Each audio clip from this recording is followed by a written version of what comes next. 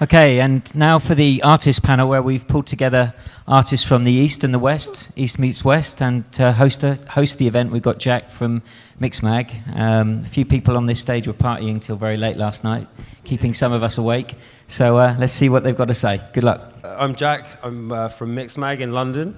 I actually work in the commercial side of things over there, but I have a kind of 15-year obsessive history with dance music, which I guess is why they've given me the free rein to speak to these creative, talented people about their experiences with the East and the West. I was lucky very quickly, I've been here for a week. Zouk we have a relationship with Zouk, and I was lucky enough to play in that club before it closes. So I've kind of hung out with some people here already this week rather than just kind of going in and not knowing anything at all. So instead of kind of working under the assumption that, it's fair to say that the East's representation in dance music is very established now. So I'm going to ask some sort of slightly, not difficult questions, but questions that might make these guys think a little. So there are 4.4 billion people in Asia, which is more than half the world. And I wanted to ask you, Sabrina, first of all, how well represented you feel Asian artists are on the global scale in electronic music?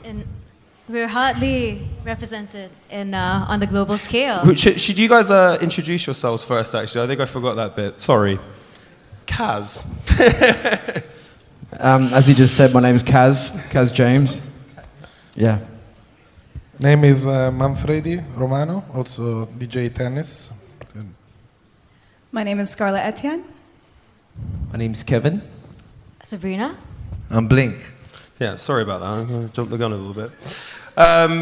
Question was 4.4 billion people in Asia. I can continue, it's okay. You can continue. Yeah, so how well represented are they on the global scale? Looking at the DJ Top 100, I mean, there's no DJs who are from the Asian region. However, I think there's a bit more representation now. Not so much on the global stage, but there are more opportunities for Asian DJs to be seen and be heard on the global scale, global stage. For instance, our local Singapore DJ, Manfred Lim, he has been signed by Matt Decent. So he has had more, more airplay or more recognition online, but not so much on the offline platforms. Okay. But by and large, not really, no. Do you feel like it's something that you might see developing a little bit more? I feel like the momentum from what I've seen in the last week, feels like there's going to be more recognition from Western media brands such as ours, Resident Advisor and others, both for EDM music and house and techno. I think it's certainly on the right path because our way of doing things and your way of doing things in the East isn't particularly different. So I feel personally like the momentum is good. Yeah, I mean, I think people like Goldfish and Blink have been signed by Universal before. Kevin is also doing a lot more on the more global stage as part of Midnight Shift, a record label. So what do you guys think? Actually, I wouldn't say, I don't know how to answer that question, but because I have seen a lot of Asians being represented, right from Ken Ishii, who's released on RNS. Yep. He's a Japanese. Yeah. And now for this generation, we have Shin from Singapore, who's released on Stroboscopic Artifacts, and even Chris Liebing's label as well. Yeah. It's not a matter of whether Asians are represented on a global scale, is whether we have talents in the first place. We spend in Singapore here, our parents force us to study half our lives and work the other half. We might not have enough time to develop the skill set to have that kind of skill to be able to produce a hit. I think at the end of the day, it's still, music does speak for itself. When you have talent, it shines through, it gets through to people. Shin, for example, just recently over the years, he slowly progressed because his skill just kept on improving and improving. From the first time when he started, I remember he told me that he listened to so much Ken Ishii, he wanted to be like him, but right now he has his own identity when he produces. I really think it's a matter of talent and whether it's represented by, it's all about the music itself. Yeah, I think the music must speak for itself, as cliched as that sounds. But again, my opinion, the momentum is good. Kaz and tennis as well. What excites you about coming to play in Asia versus LA, London, Europe? What are the differences you see from the artistic side? Well, for me, I really the first time I played in Asia was last May in Japan, and tonight is the first time that I played this part of the world, this part of Asia. What I noticed Japan is an extraordinary place to play. Has a lot of mixed, let's say, musical followers. They have Japan has a very particular attention to a lot of, let's say, to the background of the musical, the artist's background. Basically, they look a lot into, like, for example, disco music, house, techno. They're very prepared. It's incredible how most of the Japanese crowd knew exactly when I went to play there what I was about to do, or my background, for example. This is really surprised me a lot. And for, like, in this part of Asia, I didn't have experience yet, but I'm gonna play tonight in Zouk out and tomorrow in Bali. So I'm very curious to see how it works. What I can say is that I play a mixture of techno and house and disco, and I haven't seen so much, let's say, so much going on in all the Asian scale, but probably because I'm not experienced yet, probably because I'm kind of new of this part of the world. But I see that the scene and the attention to my music is developing a lot. I had the chance to speak with Arthur, he's an old friend before, and I see that also people are starting business as booking agencies, and it's getting more and more real. So I'm very curious what was going to be the future. As a kind of extension of that, Kaz, have you found, because you kind of play quite a broad range of stuff. Yeah. We were speaking just now about your gig last night, and you were saying you were kind of playing things and they were working. And my fortunate experience of playing at Zouk last week, because I was able to take bigger risks than I was kind of led to believe that I could. And I'm in no way as big a DJ as you are. I'm interested in how you found last night, and whether or not you feel that, you know, there is this preconception that EDM is absolute something that you kind of have to at least touch on in big peak time main room sets. How was your experience of vibes last night? Yeah, I mean, any sort of DJ obviously depends what you play. I think each sort of city I find in Asia when I play. So I first played here, I was 18 in Bali, which is a year ago. You're 19 years old. 19 now. God. Yeah. It's about young man. Young man. Yeah, young man. So 15 years ago. And I mean, it was more sort of, it was very house and techno and that sort of thing. And then when I first played in Singapore, it was very, I guess it was, very EDM driven. But I think in any DJ, when you're playing that sort of environment, I think you need to sort of stick to what you do, but there's ways of playing records without playing stuff that you don't really want to play. Yeah. So it's kind of like you work the room, and you could see, you might have to play a little bit sort of more driving if they're sort of into that sort of thing, or you don't really care and just play what you want anyway. So, but last night was fun. It was great. Awesome. So this is a question for Scarlett, but for Sabrina as well, I suppose. And it's a little bit of not a touchy one, but one that I hope we can talk on for a minute. There's definitely less female representation in dance music than there is male representation in dance music. It's just a fact. And it's something that I've always found completely beyond reason. Have you guys ever experienced sexism as female DJs at a high level? No. Cool. That was only a Because you 15-minute session. only experience that if you allow it to happen. Yeah. So Yeah. I've had the pleasure of dealing with very professional people. So Yeah. I don't acknowledge this. I think that, and I think it's worth pointing out that it's something that kind of shouldn't be acknowledged. I think the reason I found it a question worth asking is, and Sabrina and I kind of discussed this last night, is that there is a gender imbalance in dance music. But every woman, well, there was a very famous thing that Annie Mac said, that she's never experienced any sexism in dance music, but that doesn't necessarily explain why there are less females in dance music.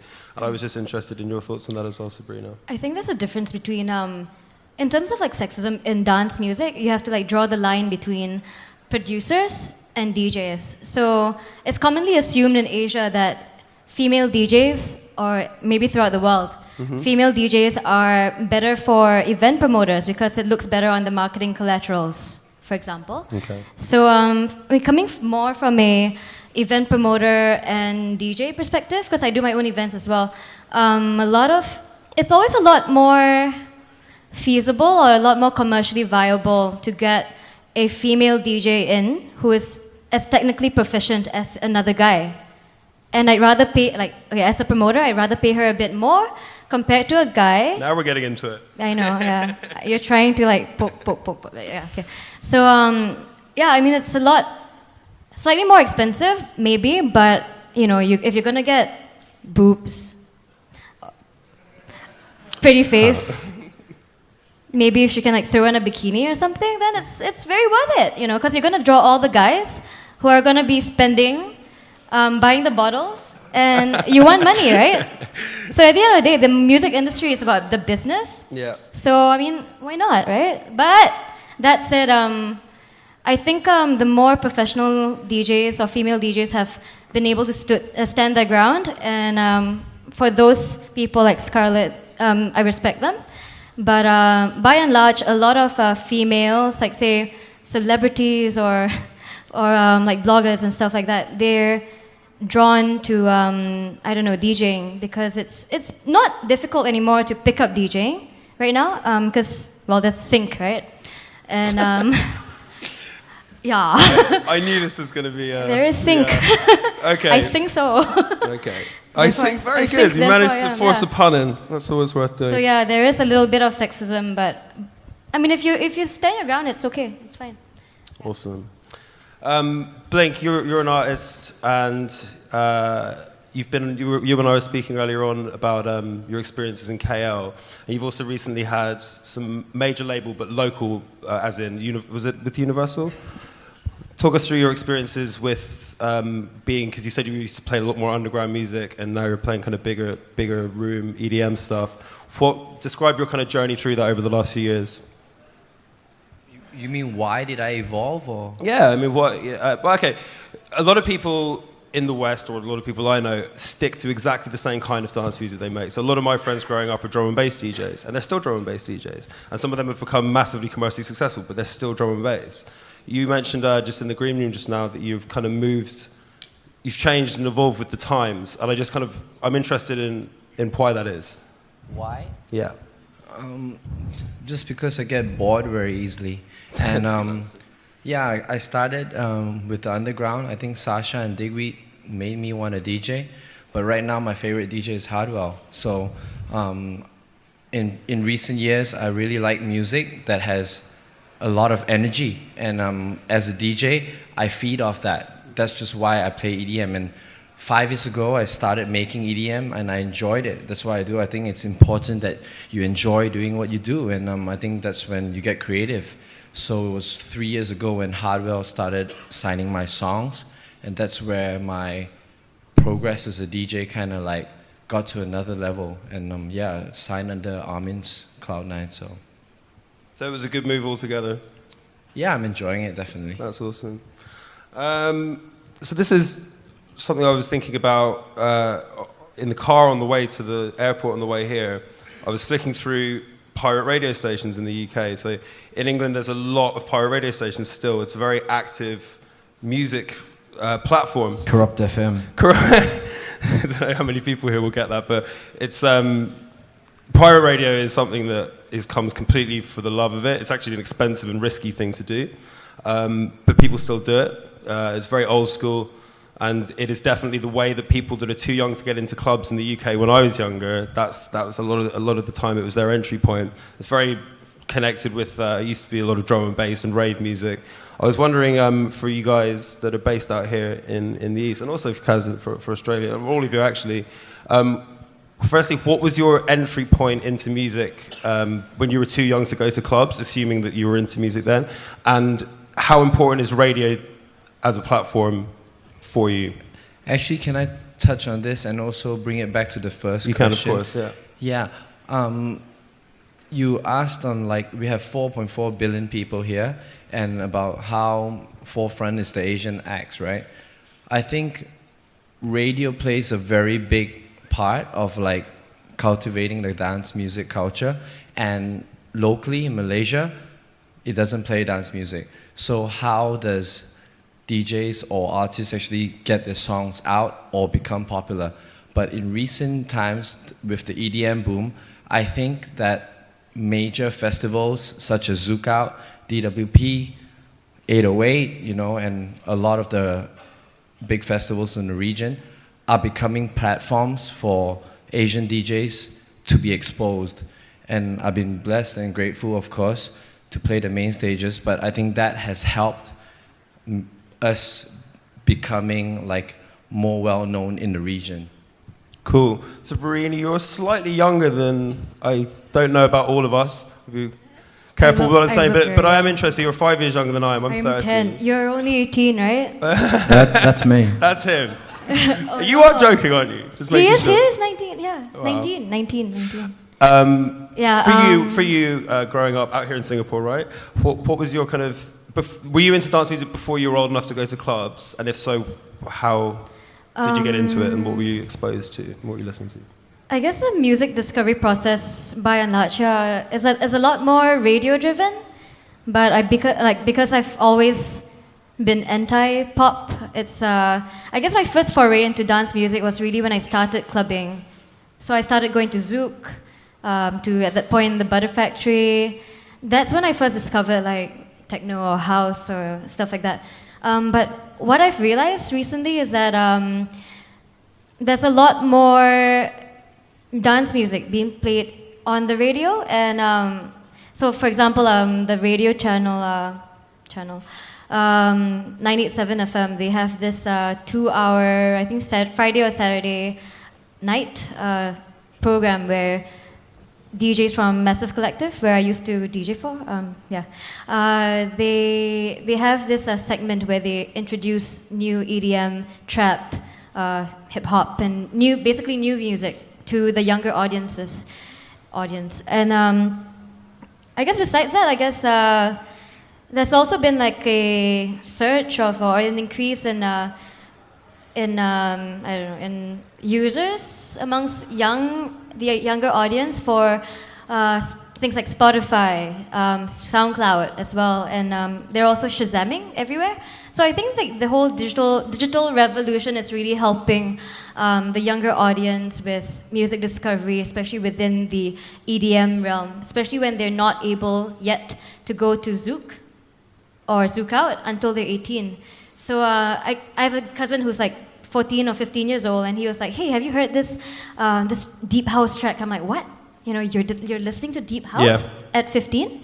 You know, and so he sends me all this new music from that he discovers on SoundCloud, and it's pretty interesting that I guess a lot of these apps have helped the younger audience discover music now compared to before. Kaz, your experience, did you grow up in Australia? I grew up, in Australia. Yeah. So I think in one way it's good for kids now that they can sort of access music quite easily. In some ways it's not so great. You know, I mean, a lot of it's too accessible, I think. When I grew up, obviously we had pirate radio stations as well. We had Kiss FM, Joy FM, which was sort of like, radio stations running without a license, and I'd play, I think they used to get a cassette that got shipped from the UK, which had Pete Tong's show, and we'd listen to it on a Monday on this. You had to work for it. I had to work for it, and I think obviously, it was the scene for us growing up in Australia. It was quite exciting. It was like this whole, we heard about this movement happening in the UK, and we sort of wanted to be part of it, and we were so far away, but we were, so close in so many other ways, and yeah, as a kid, it was kind of, I don't know how to explain. It was kind of naughty. The house and techno scene was kind of naughty, and your parents hated it, and felt like you were getting away with something. You felt you get away with something that was different, and all of the kids were sort of into pop stuff, but you were into this like dark sort of scene, and so that was sort of as I grew, and I knew because Australia was so far away from the rest of the world and where the scene was. As a kid, I sort of knew that I always wanted to be a DJ and wanted to be part of that scene, so I had to, when I was 18, I sort of finished high school and went overseas with a record bag, and tried to be. Where you perform the most? Where do I perform? Ibiza. Yeah, Ibiza I play the most, definitely, and Greece. Yeah, but I've had different. It's interesting to know where people, because everybody has different. Let's say, well, I focuses. think I've had I'd say long career in different sort of aspects of electronic music. I was part of a group called Body Rockers. I didn't know that. Oh, there you go. That was me. Yeah. And we had a worldwide #1 record, I Like the Way You Move. So I got to tour the world, and I think it was #1 in Italy as well. But we performed also from a DJ, but as a band as well, so which was pretty cool. And then went off, did my solo stuff, and so stopped DJing for a bit, just concentrated on producing other people's records. So, yeah. That leads quite nicely into my next question. I think in the UK definitely, and I think in America too, we discussed it before, one of my favourite DJs is Jack Master on the kind of everything side. Craig Richards as well from Fabric, he makes records sometimes, but these are like DJs kind of thing. So kind of two questions here. How important is it, or do you find it a little, well, actually no, that's my opinion. How important is it to do both, and do you think there's a barrier to entry for people that only DJ rather than DJ and produce, and the other way around? Well, I think the thing about making your own record and getting to play it, that's kind of what you get off on. Do you know what I mean? So you spend hours and hours in the studio, and being able to play to a crowd and see how they react is kind of like what you get out of it. I think as an artist, you got to be true to yourself. You know what I mean? Like, what is it that you believe in? You know what I mean? I think there's a lot of, I think Disclosure have just on their album made a record about this. It's called Jaded, and it's about DJs that don't make their own records, but say they do and stand on stage, like this. It's like me putting a picture of myself up here and going, and you all buy tickets, and that's what they do. It's like. So it's kind of a bit crazy, but as an artist, if that's what you want out of your career and that's what you believe in and you're cool with doing that, then that's cool. Like Sabrina was saying before about girls that want to get up in bikinis, and if that's what you want to do, and boys can be just as whatever ridiculous too. I think I might have touched on that. But I think to be a real artist and you got to be passionate about what you do. You got to believe in what you do, and I think if you do, that will come across, and people, fans, and promoters and people, respect what you do, and you have longevity in a career. I think a lot of the stuff now is sort of like EDM's kind of become a consumer good. It's kind of like processed sort of food. You know what I mean? Like it's like a Big Mac. So what we do is we get, we're going to do a campaign to get 5 million Facebook likes, and then we're going to do a campaign to get this, and we're going to build it, and at the end you've got this thing, and it's like, please vote for me now. Top 100 DJ. Like, fuck off. You're not the top 100 DJ. Give me a break. Like, it's a little bit of a popularity contest. To be honest, this is not only in EDM. This is everything. This is everything. But I mean, it's like, I think, and no offense to those people, it's smart and that's what they believe in, but I think you just have to have a bit of, I think as a person, you just need to believe in what you do and stay true to what this industry is, because a lot of people have worked really hard to create what is here now, like what we're sitting here now. Like a lot of people took a lot of sacrifices and, invested a lot of time and money into something that, like Paul, for instance, who just walked in the room, Oakenfold. He was man enough to sacrifice and, went to America, who knew nothing really about electronic music, and and go out there and really work it and break it. So a lot of people have put a lot of effort into what we have now, and a lot of people don't really seem to appreciate it and use that to their advantage. Interesting. Scarlett, where are you based now, and do you travel a lot with what you're doing? How long have you been DJing as well? Well, I've been DJing for a while. I live in the magical island of Bali. Lucky you. Yeah, and I moved to Bali after I took a residency in the W Maldives last year. It's a hard life. I was going to say, yeah. Bali via the Maldives. But, you know, after 2 weeks of living in the Maldives, I was just like, there was just no way I'm going back to New York City after this. So You're from New York? I am, yeah. Awesome. But I moved to Bali. I chose Bali because the scene there is quite strong for it being such a tiny little island. There are really amazing parties going on, like Umalagan. And they brought people to the island like Acid Polly and Thug Fucker, and great things going on at the W, Damien Saint. And there are just like really amazing artists coming through all the time, and really amazing places to play. I have a monthly residency at Genja, where Manfredi's playing tomorrow night. And it's a very busy little island. That's in Indonesia tomorrow night. That's in Bali tomorrow night. Yeah. Okay. Yeah. Cool. Awesome. Kevin, as what's your job with Kyo? And talk me through your thoughts on the more underground side of things over here in Singapore versus the rest of Asia on the whole. Because I'm aware that apart from Blink from KL, we don't have anyone from Japan here, for example. We don't have anyone from India. I'm wondering if you had some ideas on and some insights on how you found being more on the underground side of things than this EDM thing that we keep talking about so much. For starters, I run the music programming and the marketing for Kyo. Cool. I think one of the main problems that when I personally face is when agents or when they hear the word Singapore, they think it's a lot of money. It's not for the underground scene at all. We are trying as hard as we can to get people down just to listen to something that they don't really know. On top of that, the guys who are really really love the underground music don't really have that much of money to pay for a high cover charge. You know, they'll buy 1 or 2 beers, and hang out.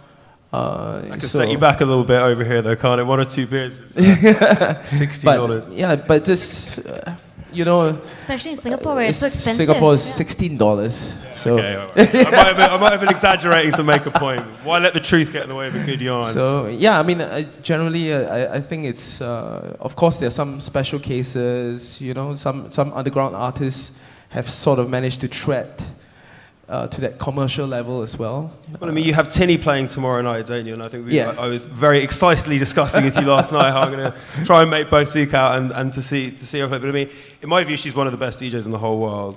She's recognised as so completely, I think, because she just is. And I wasn't surprised to hear that she was playing there. But I was very encouraged to hear that. To hear that, and it isn't because it's so surprising you guys have people like that playing, but how often is something like that going on? Like an artist with serious credibility and a big following, but that's really, really seriously good.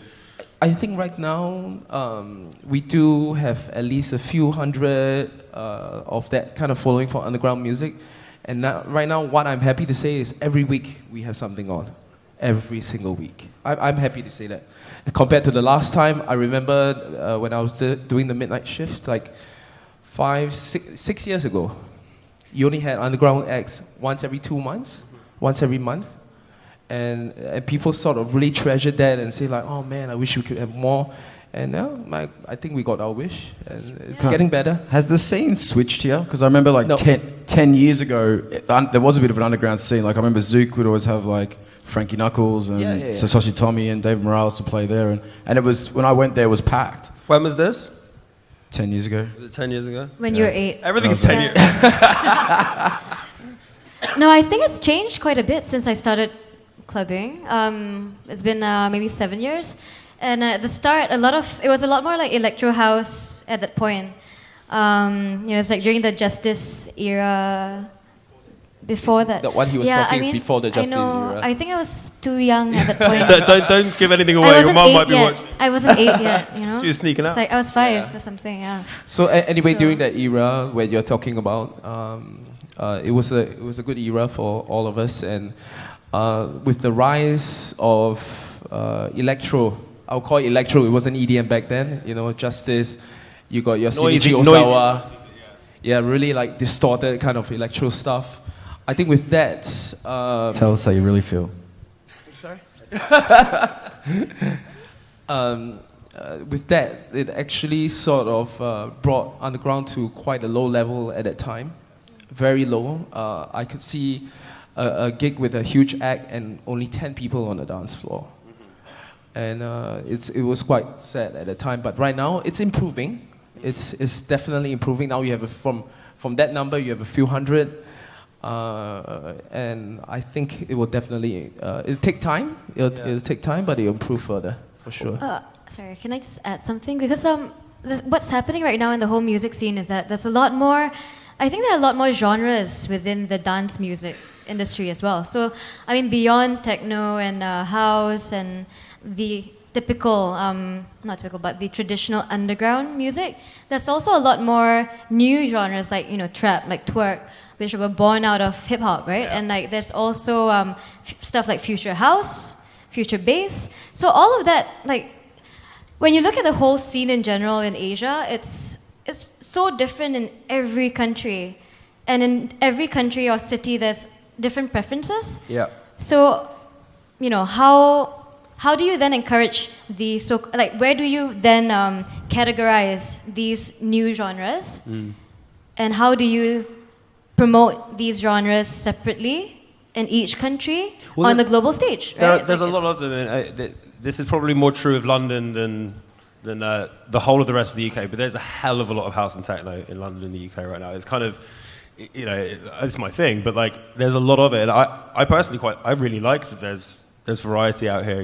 There are kind of big clubs and small clubs all playing all sorts of music. I would worry, and I'll direct this comment onto DJ Tennis as well. I'm a little worried that there's so much house and techno in Berlin and London, which are kind of partying cities. What do you think about that? Do you think that there's almost an overexposure of tech house and techno at that speed with the kind of... Sorry, can you repeat the question? I didn't get your sometimes British accent. So I'm Irish, I think. No, I'm kidding. So an observation that I've noticed, in London, a hell of a lot of the club nights are house and techno, like almost everything. So I quite like coming out here and there being kind of a variety. As a house and techno DJ, do you feel like there's a danger of this music at that speed, with that kind of groove and that kind of vibe, becoming overexposed in Europe and in the places that you play? But it's a story of music in general. I think that growing... I mean, I started 5 years ago an underground label called Life and Death, and now it's very exposed. It's not underground anymore. And actually, I'm kind of scared as well. So basically, you did a good job. This is the interesting thing. You've become popular because the music's excellent, but then does that mean it's not right because it's not underground? I think this is like cycles, like especially now that unfortunately the music doesn't speak for itself anymore so much, because the communication around the music is taking over a lot, like social media. People like now, it's like this array polls, DJ Mark polls, everybody's like, I want to play in London in November because there is more array subscribers that can vote me, like stuff like that. It's crazy. And now these cycles became faster and faster and faster and faster. So you see a lot of things going up very fast and going down very fast as well. I think if you keep doing quality in general, you keep getting recognized. Yeah. What is quality? That's subjective, but of course, it's the people understanding what is quality. I think you have to keep to do your own thing, and if you get overexposed, but you don't risk to on a long term in a way. I guess it's interesting because what good music is subjective. You know, that's something that's based on opinion, but what's underground and overground kind of isn't, you know, and some people are aiming for one thing and then another, but the actual nature of the music itself is, you know, that you're allowed like or not like something. But I think people got very into underground house and techno music, and they just haven't stopped being into it. But now it's absolutely massive. But actually, these are quite serious instrumental bass-heavy records that everybody in London and everybody in the UK is into. But for example, it's very interesting also in the perspective to see what Asia, because what Asia is gonna, I mean, I see different parts of the world developing differently and with different timings. Let's consider what was happening in the United States. I live in Miami. What's happening in the United States 10 years ago about underground music? Not much, would you say? I think after 9/11, United States had a strong change in creativity, depression, I would say, in creativity as well. But I know that also crisis generates more creativity, like Detroit, or Berlin. Berlin, yes, of course. Did you say crisis creates more creativity? Crisis That's often it stimulates more creativity, yes. Yeah. I mean, in the post-rock era, the best music was coming from Olympia, Washington. Yeah. Or Louisville. Yeah, you could say the same thing about jungle from London or techno from Detroit or even house from Chicago, and it says I agree with that. What I was saying, sorry, otherwise I forget what I was saying. Basically, what happened 10 years ago in the United States, you couldn't even see even like acts like Richie Hott in big techno acts, or a label like Minus, for example. They were like not really there. Yeah. I mean, they were not, and they were huge. For example, I'm Italian. In Italy, was like huge.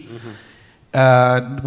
What's happening now in the United States since 5 years, and I experienced it with my label, is that people wanted like to listen something new. I think this is what creates this cycle. It's almost an inertia, which means something kind of constant. You know, I suppose because I'm British and sort of inherently cynical, I find that house and techno is a sacred thing. You know, and when there's so much of it, I feel a little bit like sometimes you want things to be a bit of a secret, like you were saying. Which is something I've observed about being out here in Asia, is that you guys aren't really behind in any way, you know, musically. It's for the obvious reason of the internet, in terms of discovery and in terms of what music you're listening to, what music you're playing. You're bang up to date, you know. And Kaz? Yeah, no, I think that the reason as well with the underground thing, I think, like, because, you know, sort of I grew up listening to it. You probably in Italy as well. It was sort of you were part of the movement. So you sort of moved with the scene as it evolved. Whereas if it wasn't, you know, in Asia or parts of it, if you're just reading about it or you're not sort of in it and living it, then it's sort of hard to understand what it is that what you're part of. Whereas if there's another phenomenon of music style that is quite accessible and you're sort of, you know, it's easier to access, then that's sort of what you know. So. Okay, I'm going to change the direction very slightly. I was in Zouk last week a couple of times, and Kilo, and I'm going to Kia tomorrow night. Is that right? Yeah, tomorrow night. The sound system in Zouk is world class. I honestly think it's one of the best systems I've ever heard, both there and in the Velvet Underground. If you can, could you guys name the best sound systems you've ever played on, one by one? You're lucky, you're last. Up first, Blink. Your favourite sound system? It's Zouk. Excellent answer. Sabrina? You can say have to be like politically correct. No, Zouk or Kilo and Kyo, so like all three. Yeah. Personally, the best sound system that I played on, I played on. That you've played on? Oh, I wasn't listening to you. Or heard. Paul Oakenfold and I were talking about this last night. Manila. Time in Manila. Really? Yeah. Because the system in Zouk's this like amazing old school kind of... No, like Manila's, Time in Manila is amazing. It's like Zouk equivalent. Okay. But it's a lot more like a Berlin club. But the sound system is amazing. Excellent. You nearly got there. What were you going to say? It was actually a small place back in year 2001. Okay. It's called Nox. It was a custom-made Martin audio system.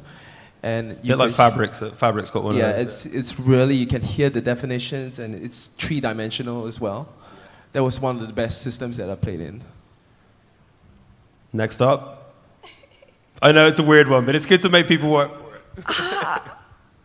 I'll say probably Watergate Berlin. Yeah, is it's that an excellent system. Yeah. No, it is. It's a great system. But maybe that's just because the party's so good too. Which is a part of it. Monsieur? I think a block in Tel Aviv is the best sound I ever played on.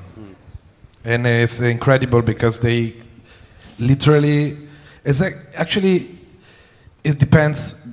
I mean, it's not the sound, it depends on many factors. It's the room, it's the... How busy it is. It's the stage, the booth, it's everything. There's so many factors together, it's not just the sound. And Block has this custom-made mixer with the Moog filters, which is kind of like, it's the next level. That's a dream. I think definitely for me would be Cocooned in Frankfurt.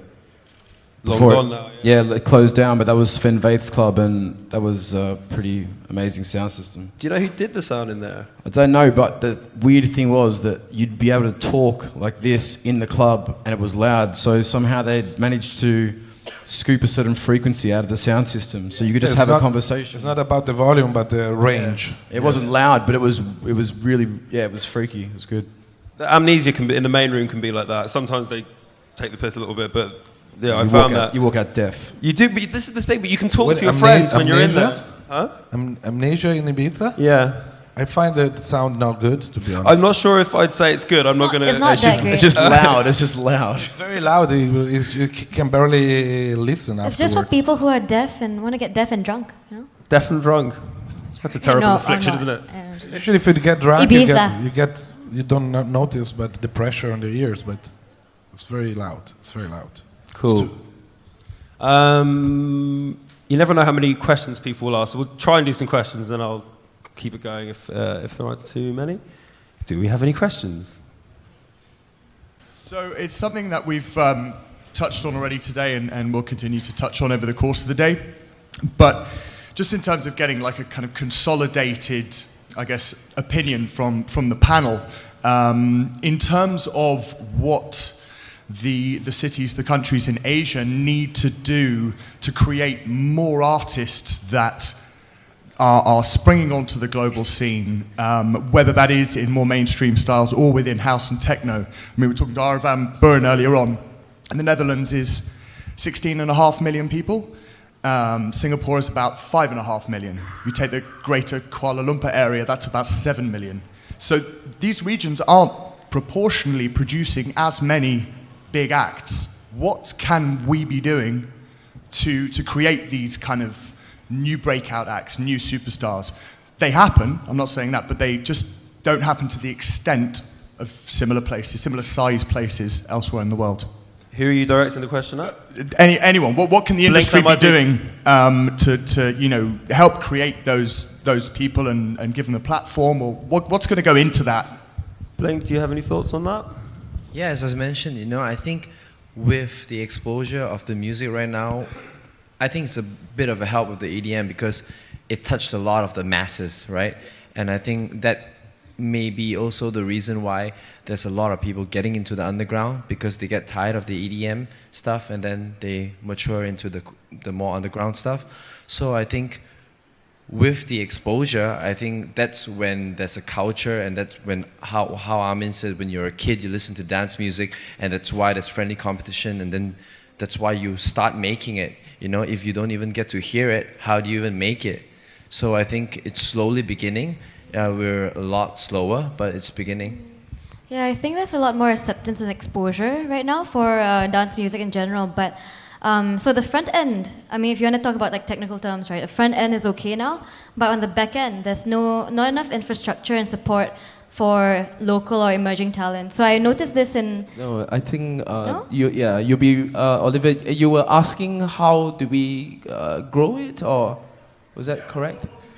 you will actually be very surprised that the Singapore government has a lot of funding schemes right now, down to even producing your own electronic press kit. They can give you a few $1,000s if you got a good application and if you got a good history. So right now, I've seen a few artists going for those funding schemes, and they have actually achieved international status. It's not necessarily electronic music, but I've seen them. There's even programs whereby the government actually brings you out of the country to perform in a space. So I guess as much, it's just only in the recent years that I've seen this. So I guess the government here is doing their part here, and I'm quite positive. The government is doing a lot, but the thing is, there's a lot more growth within the more indie rock scene compared to the electronic music scene. So even though we have outlets for electronic music producers to get together and share and learn, there's not enough encouragement from the top down approach. Like the fundings for electronic music producers I think I know it's available, but a lot of people don't know about it. Kaz, what was that like in Australia growing up? Sorry to interrupt, but I want to get a balance. No, I just think that I don't think it matters personally. Well, obviously, growing up, you're influenced by what you grew up in, but I think at the end of the day, it comes down to the artist, to the person.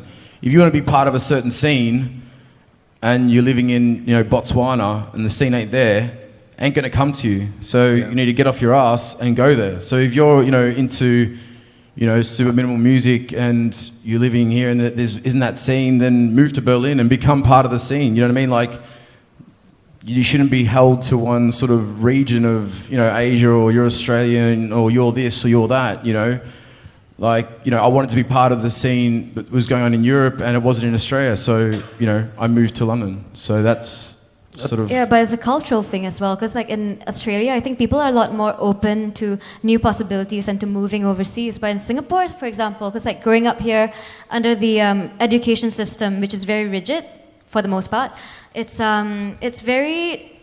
I think society actually discourages you from being creative in Singapore. But I think I agree with what you're saying, but you got to remember, in 2000, when I told my mum I wanted to be a DJ, she thought I was mentally insane. Like, that wasn't a job. DJing wasn't a job. Do you know what I mean? It was like... No, my mum was also saying it was like, My mum still asks me, what is my job? Yeah. So it's like... I think it's not just Singapore. And I show a boiler room video and I say, why the people is dancing behind you? And you'd understand, I'm actually half Italian as well. So imagine trying to tell your mum I'm going to go overseas and come. She's like, what the hell are you talking about? When are you going to get a real job? So even... when I had a hit record, my mum still told me when I'm going to get a real job. I'm like, well, I don't need to work anymore. I've got a hit record. Yeah. It wasn't until I bought her a kitchen. And he's still here. Awesome. Yeah. Sabrina, you grew up in New York, right? No, sorry, what am I doing, Scarlett? Forgive me. Scarlett, you grew up in New York, right? I'm a global nomad. I was born in Hong Kong, and I'm an army brat, so I don't have a hometown. Okay, I was interested in, and from all you guys, I did a degree in commercial music, which was at the time kind of a new thing, that you could do a degree in something that was what we call vocational, which is kind of, I suppose it just means that you can kind of do whatever you want. So you could do a degree in things that aren't kind of traditional education things. Is that something you can do in KL? I think you said maybe...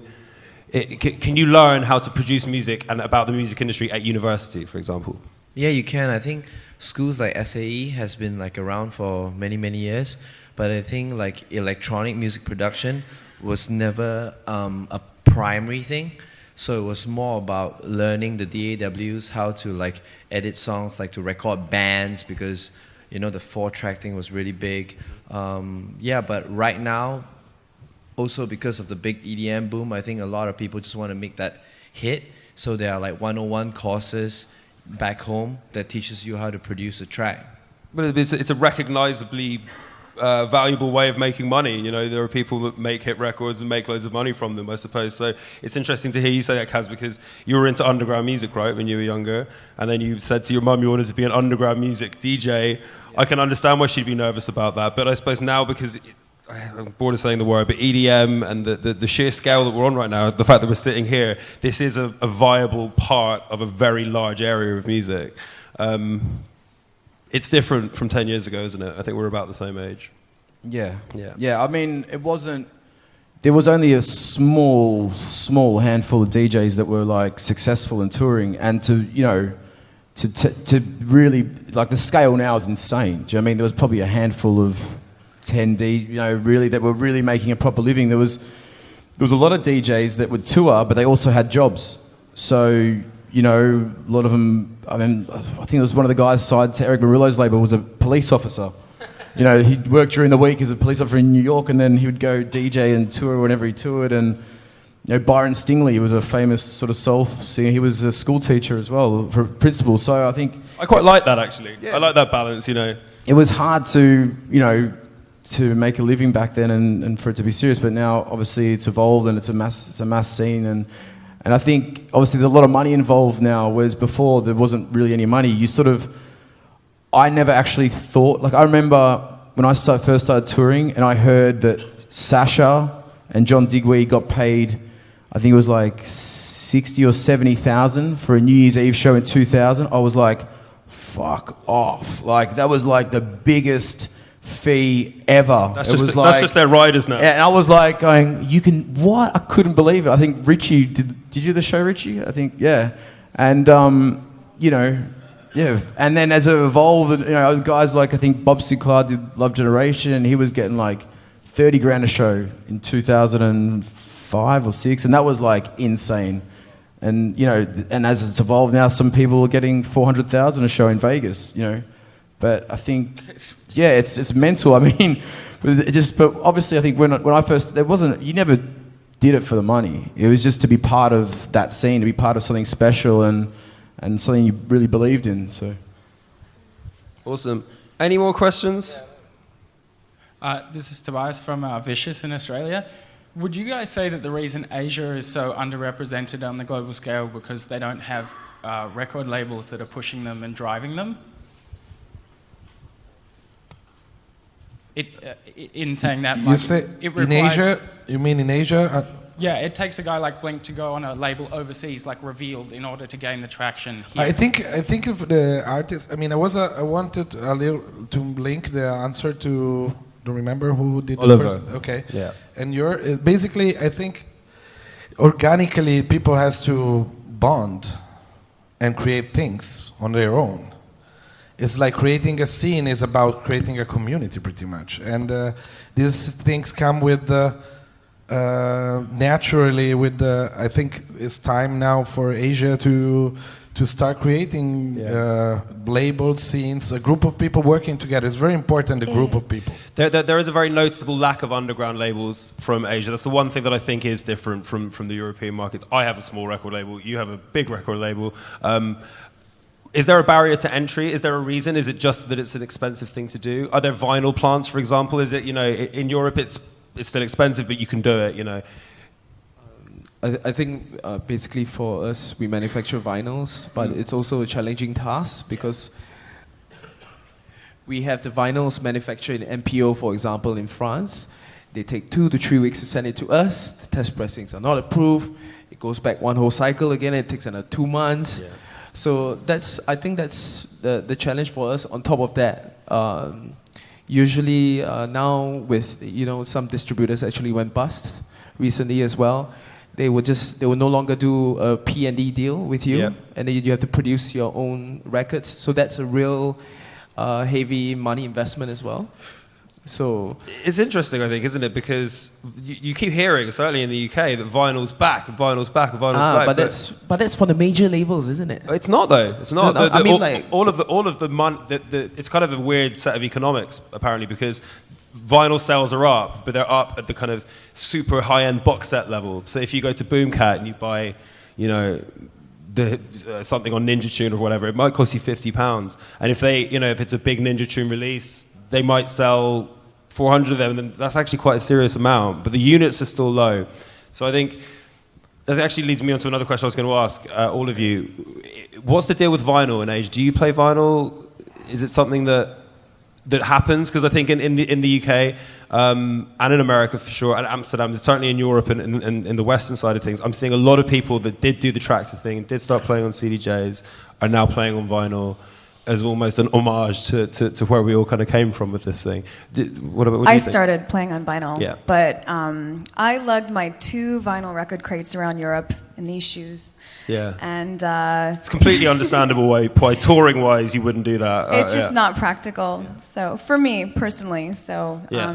digital is the way forward. I feel like that's recognised as well by people generally. Like, you know, if I was talking to Seth Stroxer about this in Amsterdam, he plays vinyl when he plays in London, and he might play vinyl at Panorama Bar, and he'll take a few unless he's playing somewhere where it's nearer to his house in London. But I think I feel like we're in a good time right now for that, because it's so much easier to carry around USB sticks, but you get that extra credit if you drop wax as well, and it means that people are trying hard again. Would you say that's something? You play a lot in Ibiza.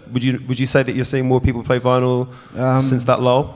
Yeah, I think definitely the vinyl is coming back in a scene. You know what I mean? Like, I was buying a T-shirt the other day in a shop, and a kid just asked, you know, what are you up to tonight? He's like, oh, I'm DJing. I'm like, oh, cool. You know, what do you play? He goes, I play records. I went, oh, really? You know, like, he's like that's telling me, a brilliant answer. You know what I mean? I'm like, oh, yeah, so we only play vinyl. I'm like, oh, cool. Yeah, real DJ. Did he even tell you what he was playing? No, that was more I important. didn't even tell him what I did. I was like, but I think I still buy vinyl. I still buy bits and pieces. Not a lot like I used to, but I try, if I can play a bit of vinyl, yeah, I would. I like playing it, but yeah, I guess shipping it is annoying to ship. Doesn't get any easier, does it? Well, there's nothing, I remember you'd always travel, like, you know, back in the day of vinyl, I used to spend more money on extra baggage than my DJ fee. So, you know, it would cost me like, I don't know, an extra weight just to check your record bags in, and then half the time they didn't turn up. So that really is fighting a losing battle, I Yeah. suppose, isn't it? Yeah, interesting. We might have time for one more question if there is one. Otherwise, we'll wrap it up. Anyone? Oh, at the back. Hi, my name is Terso from Matt Black, and I just have a question for the Western side. What do you think it'll take for Asia to have its own sound? Like, you have that Detroit sound, you have that London sound, you have that Berlin sound. We often tend to be derivative of those sounds, and what do you think it would take as a region or even country specific for the producers to sort of cultivate their own indigenous vibe in the music? That's a good question. Well, I guess dance music is characteristic of a certain region, right? So there's a very interesting movement going on in Bali. It's a series of parties called The Roots, and they're actually incorporating local artists. It's the people who throw the Umalagan parties. So they brought people like Acid Polly to the island, but they're also throwing these parties with local artists like Balinese gamelan players, Javanese dancers, local reggae bands, but there are no real like Balinese electronic artists. Yeah. So that's a really tough question. Would you say, very quickly, we've only got 1 minute before you left, is there a KL sound? You don't think so? Not really. There's not many electronic music producers out there. Okay. Well, I think it's recently the localization of a sound. I don't know how to say is kind of fade out compared to before. I agree. I mean, now it's very global, and so, as I said, the communication, social media do a really big job in like spreading the sound around. Of course, there are preferences. There are people listening more to techno in certain parts and more to house or more to EDM in other parts. But the sound is, I think, how can you classify, for example, like deep house sound? Where does it come from now? The new deep house sound. New Jersey. I'm just kidding. No, I know. At this point, it's totally, I think there is sounds that do originate from certain places. Like, you're talking the future bass stuff and all those kids like Flume and What's So Not and all that sort of stuff. But I mean, I think I sort of look at sounds as it's a weird explanation of it, but it's got to do with the weather. That's cool. Right? So in Ibiza and places like Bali, I think you can get away with like a Balearic sort of sound and people are a bit more happy and it's like a vibe, and it's, whereas, you play somewhere a bit more... London and Berlin is like kind of... Yeah, you know what I mean? It's a bit more darker and sweatier. Because it's dark all the time, yeah. Yeah. Awesome. That very neatly wraps us up. with 10 seconds to go. Thank you very much to all you guys and for your questions and for listening. Thank you.